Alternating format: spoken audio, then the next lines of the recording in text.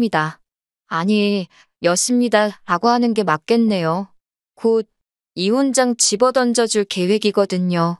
저도 부모님이 있고 자식된 도리가 무언지도 잘 알고 있습니다. 시부모님이 말 그대로 시부모님이지. 정말 극극소수의 상황을 제외하고는 결국 제가 시부모님에게 진짜 딸이 될 수 없듯이 저한테도 시부모님이 진짜 부모님이 될 수는 없는 노릇이잖아요. 시부모님께 제가 친정부모님께 하는 것처럼 잘 할 수는 없지만 그래도 최대한 잘하려고 노력했습니다. 자격지심 비슷한 마음을 가지고 성질 부리는 남편 때문에라도 제가 어떤 부분, 특히 경제적인 부분에서는 친정부모님께 하는 것보다 일부러 더 신경 써서 해드린 부분도 있었어요. 그런데 호의가 계속되니 그게 당연한 줄 알더라고요. 그것 때문에 대판 싸우고 지금 이 지경까지 왔습니다. 남편하고는 연애 결혼을 했는데 연애하는 동안 그렇게 큰 문제가 없었어요. 제가 연봉이 조금 더 높기는 했지만 제가 다니는 회사 분위기가 여자가 높은 자리까지 올라가기 힘든 구조고 승진 누락도 자주 되는 편이라서 나중에 가면 제대로 승진하는 남편에게 따라잡히는 건 시간 문제라고 생각해서 1년에 돈 몇백 더 번다고 제가 손해보면서 하는 결혼이라는 생각은 해본 적 없었어요. 결혼 이야기 오고 가면서 시부모님이 약간 보수적이고 옛날 사고방식을 가지고 계신 분들이라는 걸 알게 되었습니다. 제가 회사 다니는 걸 탐탁지 않아 하신다는 걸 조금씩 티를 내시더라고요. 차라리 직접적으로 말해줬으면 좋았겠지만 그걸 굳이 빙 둘러서 말을 하더라고요. 우리 아들, 다른 건 몰라도 꼭 아침은 먹고 출근해야 하는데 둘 다 회사원이면 아침에 식사 준비를 할 정신이 없지 않겠냐면서 들으면 꼭 저희 아침밥 걱정해 주시는 것처럼 말해 주셨지만 누가 들어도 그게 저랑 남편 아침 거르고 출근하게 될까봐가 아니고 우리 아들 아침 굶길 생각 하지 마라. 내가 데리고 살 때는 아침밥 무조건 챙겨 먹였으니 너도 그렇게 할 수 있도록 해라 강요하는 말처럼 들렸어요. 저도 눈치가 없는 사람은 아니다 보니 그 말에 숨은 속뜻을 대번에 눈치챘어요. 그렇게 진짜 뜻 숨겨서 음흉하게 돌려 말하는데 저도 일부러 못 알아들은 척 하면서 그럴 생각 없다고 돌려서 대답했습니다.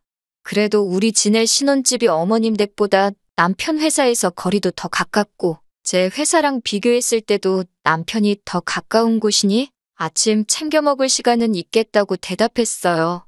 저는 회사가 더 멀리 있어서 아침에 더 서둘러 준비해야 되고 출발도 일찍 해야 하다 보니 아침에 밥 차릴 시간도 없고 저는 아침을 거르고 출근해야 한다는 뜻이나 마찬가지였지요. 그리고 그 자리에 남편도 같이 있었으니 아침밥을 꼭 그렇게 먹어야 하면 배고픈 사람이 알아서 직접 차려 먹으라고 말하는 거나 마찬가지였습니다. 제가 뭐 남편 뒷바라지 해주고 살림 대신 해주려고 결혼하는 건 아니잖아요? 저도 버짓이 직장이 있고 똑같이 돈 버는 입장인데요. 시어머니 입에서는 여자가 무슨 돈이냐? 집에서 살림 잘하고 남편 밥 든든히 먹여주는 게 여자 할 일 아니겠냐라고 말을 하시고 싶었겠지만 저한테 직접 하지는 못하셨어요. 남편이 중간 역할을 잘해준 부분도 있었겠지만 당장 벌이만 두고 보면 제가 조금 더 돈을 벌고 있었으니까요. 신혼집도 대출이 반이 넘다 보니 남편 혼자 외벌이로는 간당간당했으니 말입니다.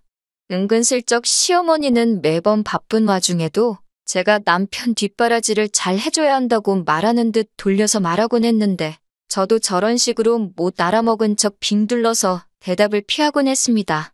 솔직히 저렇게 말하는 게 많이 밉상이기는 했는데 한편으로는 직접적으로 대놓고 그렇게 하라고 말을 하지 않으시는 게 오히려 더 다행이라고 생각했어요.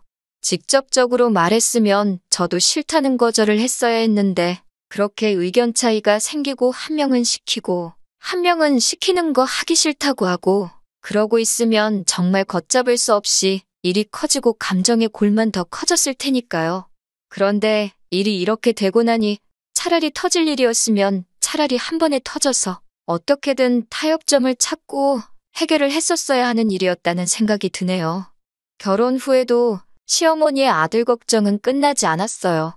안부 인사 드린다고 전화를 드리면 다른 건 다 상관없고 아들 밥 챙겨줬는지부터 확인을 하셨거든요.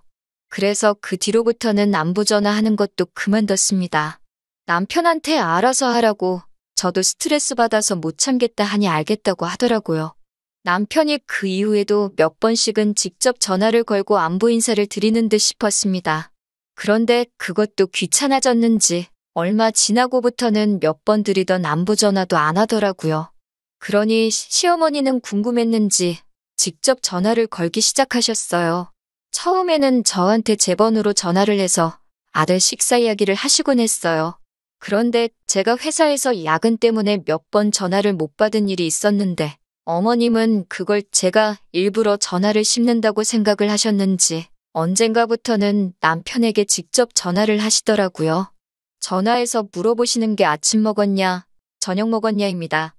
회사에서 챙겨 먹는 점심은 별로 궁금하지 않으신 듯 했고 집에서 식사는 잘 챙겨 먹고 다니는 거냐 여부를 묻다 못해 언젠가부터는 메뉴가 뭐였는지 물어보시더라고요. 메뉴가 성에 안 차면 우리 아들 그거 먹고 힘이 나느냐 마느냐 하시면서 전화로 툴툴거리시는 게 옆에 있는 저한테 다 들리는 정도였습니다. 남편도 핸드폰 볼륨을 낮추면 되고 조금 제가 들어서 곤란한 내용이 오고 가면 방으로 들어가거나 하면 될 텐데 오히려 저 들으라는 듯이 전화를 꼭 제 옆에서 받았어요. 아주 모자가 둘이 속이 음흉한 건 똑같구나 싶었습니다. 아무튼 그러다가 언젠가부터 시어머니가 저희 집에 발걸음을 하기 시작했습니다. 거리가 있다 보니 매일같이 오지는 않으셨는데 토요일 점심이면 꼭 들르셨어요. 차라리 평일에 와주시면 싶었던 게 토요일 점심에 오시니 쉬는 날에 어디 좀 다녀오지도 못하겠더라고요. 나가자고 해도 남편은 어머니 오시는데 어딜 나가냐면서 집에 있자고 하면서 말입니다. 그래도 시어머니가 그냥 오시는 건 아니에요. 대중교통 타고 오시면서 양손에 장바구니 바리바리해서 꽉 차게 음식들 잔뜩 해서 가져오십니다. 저 먹으라고 해오시는 거였으면 정말 몸둘바를 몰랐을 텐데 대놓고 아들 주려고 챙겨오신 게 티가 나요. 너는 아침 안 먹는다고 했지 하면서 아침 식사 대용으로 끓여온 죽이라든지 미역국 같은 건 딱 일주일치 남편 먹을 만큼만 준비해서 가져다 주시거든요. 저야 안 먹으면 그만인데 전날에 냉장고에 미리 옮겨놓고 아침에 전자레인지에 데우기만 하면 되게 해놨다고 굳이 저한테 설명을 해주시네요. 대답만 해드리고 어머님 가시면 남편한테 알아서 챙겨 먹으라고 말을 하니 이것 가지고는 그렇게 스트레스를 받는 편은 아니에요. 밑반찬 같은 것들이야 저도 솔직히 밥 먹을 때 같이 먹을 수 있으니까 챙겨오시는 게 무조건 남편을 위해 챙겨오는 거라고 단정 짓기에는 무리가 있는 부분이 있지요. 아들 내외 먹으라고 매주마다 반찬 바리바리 싸들고 대중교통 타고 신혼집까지 날라주시는 시어머니가 또 어디 있겠어요? 감사한 마음도 어느 정도는 가지고 있었습니다. 물론 해다 주시는 것들 전부 제 의사와는 상관없이 다 남편이 좋아하는 것들이긴 합니다. 같은 재료를 쓴 음식이라도 다 남편 입맛에 맞게 요리해 주세요. 예를 들자면 저는 간장과 참기름에 은은하게 무친 무말랭이를 좋아하는데 남편이 고추 양념에 무친 걸 더 좋아하면 남편이 좋아하는 쪽으로 해다가 주시듯이 말입니다. 식성이 다르니까 그건 어쩔 수 없다고 생각해요. 그래도 밑반찬이 있으면 귀찮을 때는 즉석밥 데워서 반찬만 꺼내 먹어도 한 끼 뚝딱 하니까 해주시는 것만도 감지덕지합니다. 그래서 언젠가부터는 매번 그렇게 오실 때마다 제가 10만 원에서 20만 원씩 다로 그때그때마다 챙겨드렸어요. 어디 가서 당신이 살림만 하는 며느리한테 반찬이고 다 해다 주는데 며느리는 시모를 빈손으로 집에 돌려보낸다. 그런 이야기 듣고 싶은 생각이 없었거든요. 물론 제가 와달라 부탁드린 적도 없고 반찬에다 달라 부탁드린 적 한 번도 없지만 말이에요. 특히 매번 토요일에 오시는 것 때문에 솔직히 어디 나가지도 못하고 저도 불만이 많지만 이게 며느리돌이라고 생각했고 괜히 아무것도 안 해서 친정부모님이 저 가정교육도 똑바로 못 시켰다. 이런 이야기 나오게 되거나 그렇게 생각하실 수도 있게 만드는 것도 싫었어요. 또 제가 이렇게 어머님한테 잘하면 남편도 덩달아서 친정부모님한테 잘할 거라고 생각했었거든요. 남편이 친정부모님한테 능글맞게 농담도 먼저 건네고 어려워하지 않고 잘하기는 했어요. 그런데 제가 시어머니한테 경제적으로 하듯이 남편이 나서서 해주는 부분은 따로 없었습니다.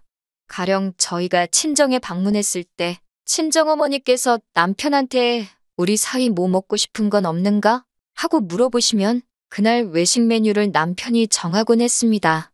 그런데 남편이 나서서 계산을 한 적은 한 번도 없었어요. 보다 못해 제가 내기는 했는데 그렇게 안 했으면 아마 친정 부모님께서 계산을 하셨을 거예요. 남편은 한다는 말이 뭐 먹고 싶은지 먼저 물어보셨고 사주신다고 하셨으니 우리가 계산할 필요도 없는 거라고 아주 뻔뻔하게 나왔었습니다. 그래도 처가라고 어려워하지 않고 아버지 안마도 해드리고 하면서 싹싹하게 구는 부분이 있어서 그런 모습 보고 많이 참아왔어요. 그런데 이번 사건을 계기로 남편은 제가 자기 어머니한테 잘하는 걸 가지고선 제가 노력하고 있다고 생각하는 게 아니라 제가 어머님한테 잘하는 걸 당연하다고 여기고 있다는 사실을 알게 되었고 말도 안 되는 억지를 부리는 걸 보고 이혼까지 결심하게 되었습니다. 언젠가 어머님이 평일 저녁에 저희 집에 오신 적이 있어요. 별 이유는 아니었고 남편이 곶감을 좋아하는데 어디서 곶감이 들어왔다고 그거 몇 개 챙겨서 주러 오셨던 거였죠.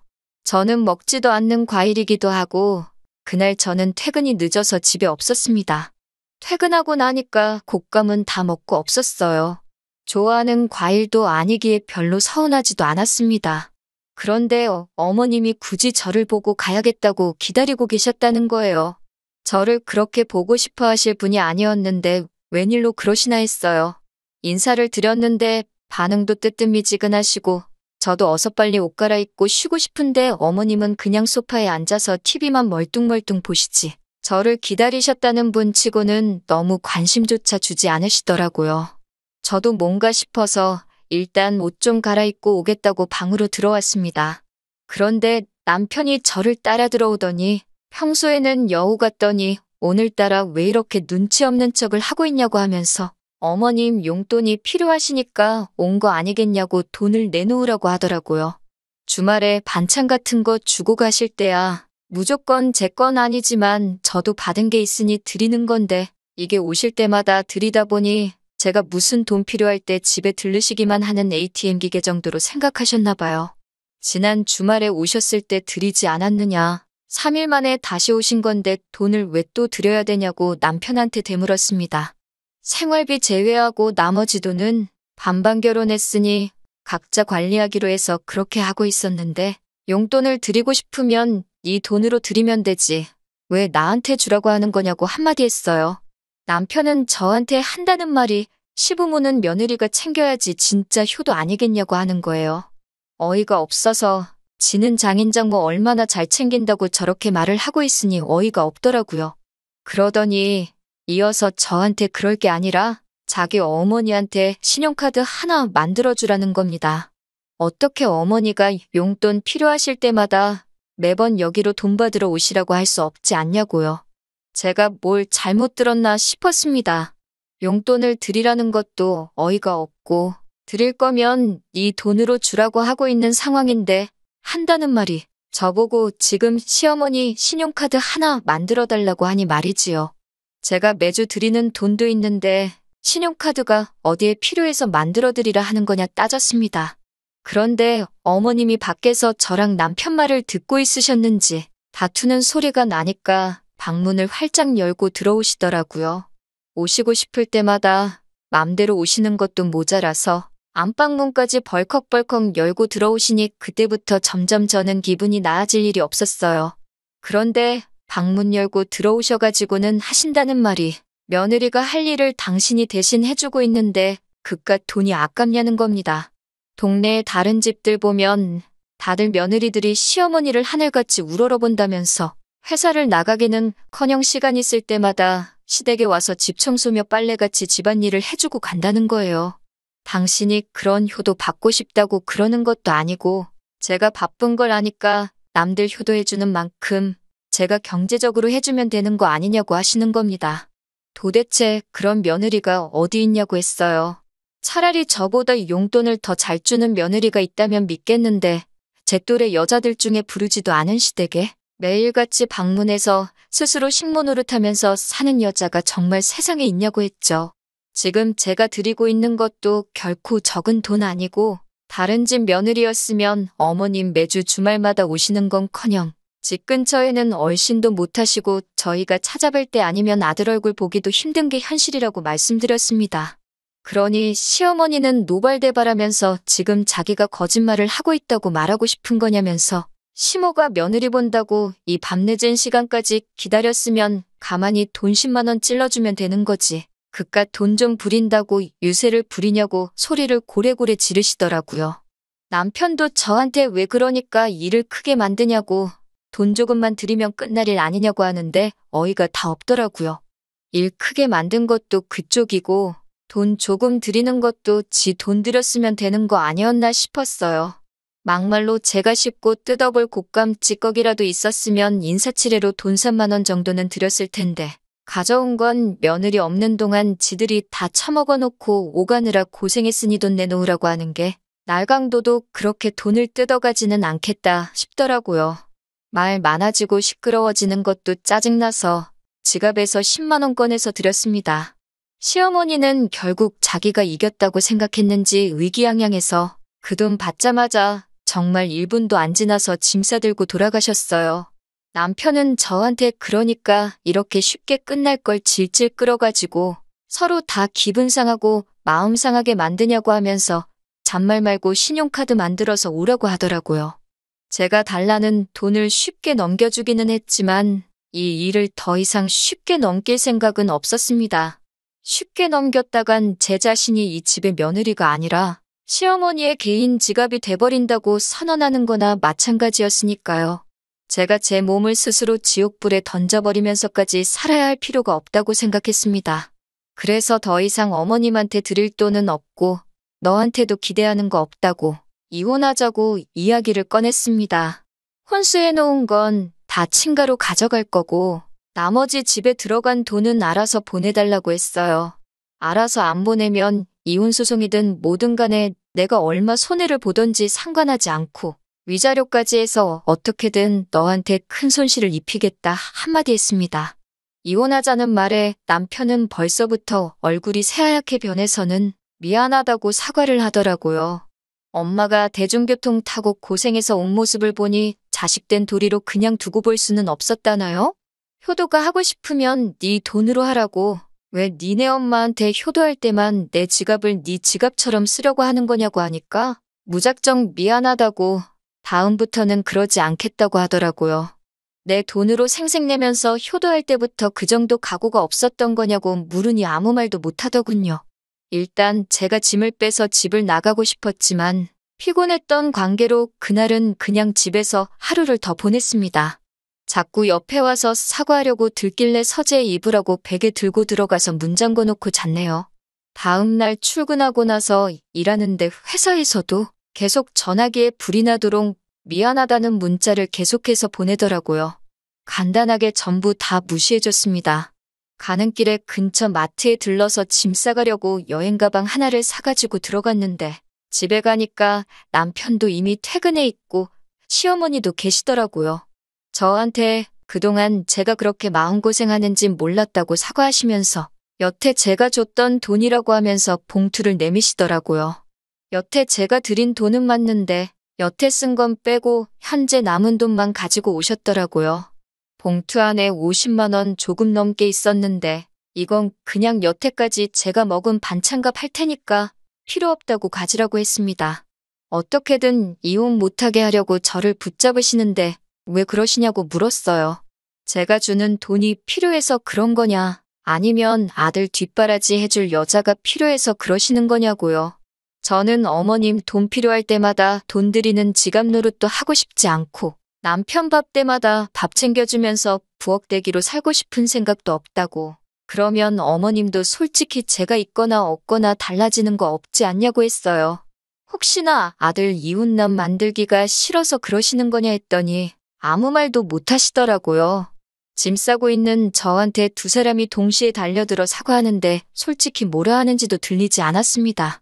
다 싸고 나서 나가면서 남편은 이제 직접 엄마한테 효도할 수 있어서 좋겠다고 하고 어머님한테는 그 원하던 아들 뒷바라지 다시 해줄 수 있게 돼서 좋으시겠다고 나만 빠지면 되는 일이었는데 그것도 모르고 제가 괜히 결혼을 해가지고 이 사단을 만들었다고 둘이서 잘 먹고 잘 살라고 하고 집을 나와버렸습니다.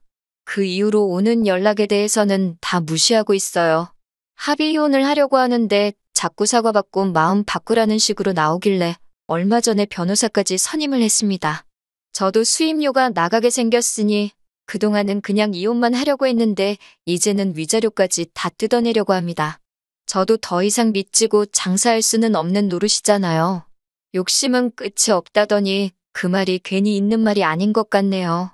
가만히 냅뒀으면 어련히 제가 며느리돌이 다 하면서 적당히 효도받으시며 살았을 텐데 매주 찾아와서 수금해가는 것도 귀찮아서 신용카드를 만들어 오라니 욕심이 너무 과했지요. 비록 저도 이혼녀 딱지가 붙게 되긴 하겠지만 이런 상황을 질질 끌고 있어봤자 20대 후반에 이혼녀가 되느냐, 30살, 40살이 돼서 이혼녀가 되느냐, 결과는 다 똑같았을 거라고 생각합니다. 차라리 제가 한 살이라도 젊을 때 빨리 이혼을 해버린 게 잘한 일이 아닐까 하는 생각이 드네요. 결혼이 둘만 좋아서 하는 게 아니라는 말이 참 맞는 말인 것 같네요. 솔직히 이번 일로 너무 질려서 한동안은 결혼 생각은 들지도 않을 것 같아요.